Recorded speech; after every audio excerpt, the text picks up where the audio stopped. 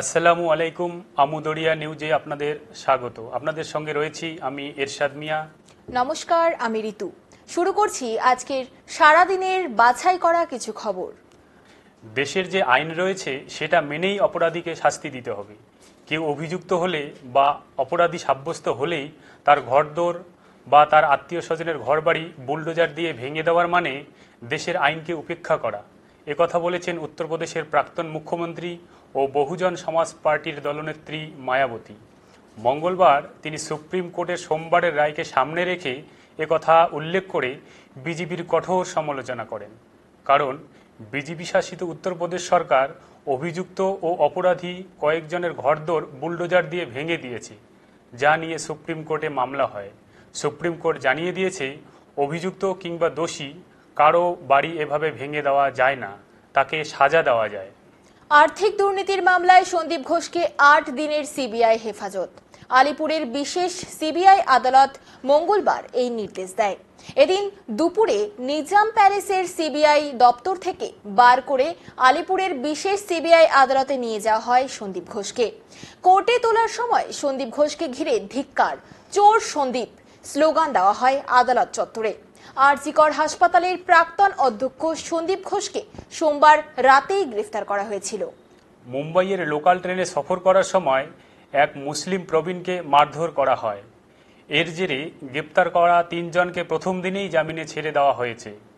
জিআরপির পক্ষ থেকে মামলা রুজু হয়েছে। তারপরেও এত দ্রুত কেন ছাড়া পেল তা নিয়ে আলোচনা শুরু হয়েছে। হাজি আশরাফ মানিয়ার নামের এই প্রবীণ মানুষটি মেয়ের বাড়ি ফিরছিলেন। তার কাছে গোমাংস আছে সন্দেহে তাকে মারধর করা হয় বলে অভিযোগ। তাকে মারধরের সময় কেউ ভিডিও করেন, সেটি সোশ্যাল মিডিয়ায় পোস্ট করা হয়। সেখানে জনাদশেক লোককে মারতে দেখা গিয়েছে। ৪ জনকে ধরাও হয়েছিল। সাংসদ আসাউদ্দিন ওয়াইসি এই মারধরের ঘটনায় তীব্র নিন্দা জানিয়েছেন। আরজিকর কাণ্ডে ইতিমধ্যে এক সিভিক ভলেন্টিয়ার গ্রেফতার হয়েছে। এবার এক কিশোরীর শ্লীলতাহানির অভিযোগে গ্রেফতার করা হলো উত্তর দিনাজপুর জেলার ইসলামপুর থানার এক সিভিক ভলেন্টিয়ারকে। ওই কিশোরীকে ভয় দেখিয়ে লক্ষাধিক টাকা আদায়ের অভিযোগও উঠেছে ওই সিভিক ভলেন্টিয়ারের বিরুদ্ধে। পুলিশ জানায়, ধৃতের নাম মোহাম্মদ নাজমুল। সূত্রের খবর, ওই কিশোরী ও সিভিক ভলেন্টিয়ার ইসলামপুরের কমলাগাঁও সুজালি এলাকার একই গ্রামের বাসিন্দা। দিন 10 আগে নাজমুল ওই কিশোরীর বাড়িতে গিয়ে তাকে পেছন থেকে জড়িয়ে ধরে শ্লীলতাহানি করে বলে অভিযোগ। মেয়ের চেঁচামেচি শুনে তার মা এলে তাকেও নাজমুল শ্লীলতাহানি করে বলে অভিযোগ। আন্দোলনকারীদের চাপে অবশেষে পিছু হটল কলকাতা পুলিশ।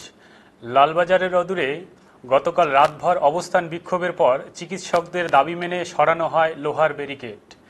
ফিয়ার্স লেনের মোড় থেকে ১০০ মিটার এগিয়ে যান আন্দোলনকারীরা। পরে তাদের প্রতিনিধি দল গিয়ে লালবাজারে ডেপুটেশন জমা দেয়। নাম্বার 6, বিধানসভার মঙ্গলবার পেশ হলো অপরাজিতা নারী ও শিশু বিল, পশ্চিমবঙ্গ ফৌজদারি আইন সংশোধনী বিল 2024। বিল পেশের পর মুখ্যমন্ত্রী মমতা বন্দ্যোপাধ্যায় বলেন, রাজ্য চাইলে আইন আনতেই পারে, সংবিধান সেই অধিকার আমাদের দিয়েছে। নানা বিতর্কের পর শাসক ও বিরোধীদের সম্মতিতে এই বিল পাশ হয় বিধানসভায়। আদিবাসী নাবালিকাকে শ্লীলতাহানির অভিযোগ, ফাঁসি দেওয়ার বিধাননগরের ঘটনা। বাড়ি ফাঁকা থাকায় পাশের গ্রামের এক যুবক ঘরে ঢুকে ধর্ষণের চেষ্টা করে, তবে সুযোগ বুঝে সেখান থেকে পালিয়ে যায় নাবালিকা। এরপরেই বিধাননগর থানার পুলিশ লিখিত অভিযোগের ভিত্তিতে অভিযুক্তের তল্লাশি শুরু করেছে। বিধানসভায় মুখ্যমন্ত্রীর পদত্যাগের স্লোগান তুললেন শুভেন্দু অধিকারী। পাল্টা নরেন্দ্র মোদীর পদত্যাগের দাবি তুললেন মমতা ব্যানার্জি। একটানা 22 ঘন্টা বিবি গাঙ্গুলি স্ট্রিট দখল করে অবস্থান বিক্ষোভ করেছেন আন্দোলনকারী জুনিয়র চিকিৎসকেরা। গানে স্লোগানে গোটা রাত কাটিয়েছেন। মঙ্গলবার বেলা বাড়তেই আন্দোলনকারী জুনিয়র চিকিৎসকদের সঙ্গে বৈঠক করে কলকাতা পুলিশ। দুপক্ষের আলোচনায় নমনীয় হয় পুলিশ। 22 ঘন্টা পর 22 জন ডাক্তারকে লালবাজারে যাওয়ার অনুমতি দিল পুলিশ। শক্তিশালী ঝড় ইয়াগির তাণ্ডবে বিপর্যস্ত ফিলিপিন্সের জনজীবন। ভয়াবহ বন্যা, ভূমিধ্বসের জেরে দক্ষিণ পূর্ব এশিয়ায় এই দেশটিতে এখনো পর্যন্ত প্রাণ হারিয়েছেন কমপক্ষে 14 জন। আরজিকর কাণ্ডসহ বংশীহারিতে স্কুল ছাত্রীকে ধর্ষণের অভিযোগে এদিন বালুরঘাট জেলা প্রশাসনিক ভবন ঘেরাও করে বিক্ষোভ দেখালো বিজেপি।